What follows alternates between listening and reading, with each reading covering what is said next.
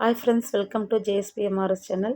இன்றைக்கி நம்மளோட சேனலில் சாஃப்டான ஹெல்த்தியான ஒரு ராகி ரொட்டி, அதாவது கேழ்வரகு சொல்லுவாங்களா, அந்த கேழ்வரகு அடை தான் எப்படி செய்யணுன்றதை பார்க்கலாம். நார்மலாக நம்ம இதை செஞ்சால் ஒரு மாதிரி ரஃப்பாக இருக்கும். ஸோ இந்த மாதிரி மெத்தடில் நீங்கள் ட்ரை பண்ணி பார்த்தீங்கன்னா சாஃப்டாக இருக்கும், நல்லா டேஸ்ட்டாகவும் இருக்கும். வாங்க எப்படி செய்யணுன்றது வீடியோக்குள்ளே பார்க்கலாம். வெங்காயம் பொடியாக கட் பண்ணது 2 பச்சை மிளகா, ஒரு கொத்து கறிவேப்பிலை, கொஞ்சமாக கொத்தமல்லி, தேவையான அளவு உப்பு, 1 ஸ்பூன் சீரகம், 1 ஸ்பூன் நாட்டு சர்க்கரை, ஒரு 300 கிராம் அளவுக்கு இந்த கிளாஸில் அளந்து எடுத்துருக்கேன் ராகி மாவு, கேழ்வரகு மாவு. ஸோ இது எல்லாமே எண்ணெய் போட்டு எடுத்து வச்சுருக்க எல்லா இன்க்ரீடியன்ஸுமே சீரகம், வெங்காயம், பச்சை மிளகா, கறிவேப்பிலை, கொத்தமல்லி எல்லாமே போட்டு நல்லா சுருளாக வதக்கி எடுத்துக்கணும். நல்லா சிம்மில் வச்சுட்டு நம்ம வதக்கி எடுத்துக்கணும். எண்ணெயிலே நல்லா வெந்துடும். நம்ம தேவையான அளவுக்கு இதிலே உப்பும் போட்டுடலாம்.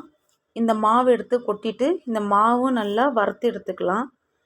நார்மலாக நம்ம டைரெக்டாக போட்டு மாவு பிசைஞ்சோம்னா ரொம்ப ரஃப்பாக வரும், திக்காக வரும். இந்த மாதிரி நம்ம வறுத்துட்டு தண்ணி ஊற்றி கொதிக்க வச்சிட்டோம்னா மாவு இதிலே நல்லா வெந்துடும். ஸோ அந்த 1 பங்கு மாவுக்கு 1.5 பங்கு தண்ணி வைக்கணும்.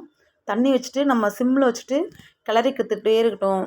கட்டிப்படாத மாதிரி நல்லா கிளறிட்டே இருந்தோம்னா நல்லா மாவு வெந்து வந்துடும். ஸ்டவ் ஆஃப் பண்ணிட்டு 10 நிமிஷம் மூடி வச்சிட்டோம்னா நல்லா இறுகிடும் மாவு. இது பாருங்கள், இந்த மாதிரி வந்துடும். நம்ம தண்ணி தொட்டு இந்த மாவை தொட்டு பார்த்தோம்னா கையில் ஒட்டாமல் இருந்துச்சுன்னா வெந்திருக்கு அப்படின்னு சொல்லிட்டுன்னு அர்த்தம். ஸோ இப்போ நம்ம இதை எடுத்து ரவுண்டாக பேப்பர்லேயோ இல்லை வாழையிலையோ தட்டி நம்ம சுட்டு எடுத்துடலாம்.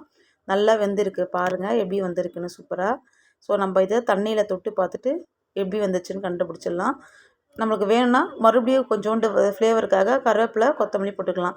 உங்களுக்கு வெங்காயம் போட்டால் பிடிக்காதுன்னு நினச்சிங்கன்னா தேங்காய் கூட துருவி போட்டுக்கலாம். அந்த ஸ்டேஜில் முருங்கைக்கீரையும் ஒரு கைப்பிடி போட்டுக்கலாம். எனக்கு முருங்கைக்கீரைங்க கிடைக்கல, ஸோ நான் வெங்காயம், கருவேப்பிலை, கொத்தமல்லி போட்டிருக்கேன். உங்களுக்கு முருங்கைக்கீரை கிடைச்சா நீங்கள் அந்த ஸ்டேஜில் முருங்கைக்கீரையும் போட்டு வதக்கிக்கலாம் நல்லா. ஸோ நம்ம இந்த மாதிரி செய்யும்போது ஈஸியாக வெந்துடும், டக்குன்னு வெந்துடும், வயிற்றுக்கும் பிரச்சனை இல்லாமல் இருக்கும். இந்த மாதிரி நம்ம வேக வச்சு செஞ்சோம்னா, டேரெக்டாக அப்படி செஞ்சோம்னா கீழே மேலே வெந்திருக்கும், நடுவில் இருக்கிற லேயர் மாவாக இருக்கும், சரியாக வேகாது, வயிற்றுக்கு பிரச்சனை தான் வரும். ஸோ இந்த மாதிரி நீங்கள் ட்ரை பண்ணி பாருங்கள். ரொம்ப நல்லா வெந்தும் இருக்கும், டேஸ்ட்டாக இருக்கும்.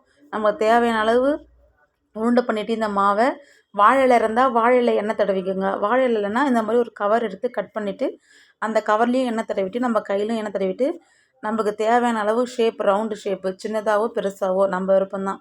இந்த மாதிரி தட்டி எடுத்துகிட்டு ஒரு பக்கம் தோசைக்கல் சூடு ஏற்றி விட்டுருங்க.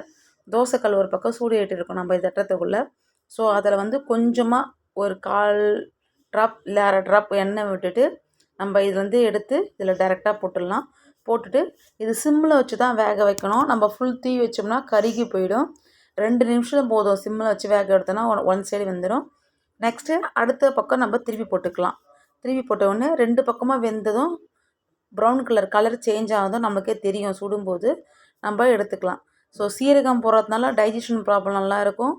கொஞ்சமாக நம்ம நாட்டு சக்கரை சேர்த்துருக்கோம், சாப்பிடும்போது டேஸ்ட் ரொம்ப நல்லாயிருக்கும். பச்சை மிளகா காரத்துக்கு போட்டிருக்கோம், ஹெல்த்தியாகவும் இருக்கும்.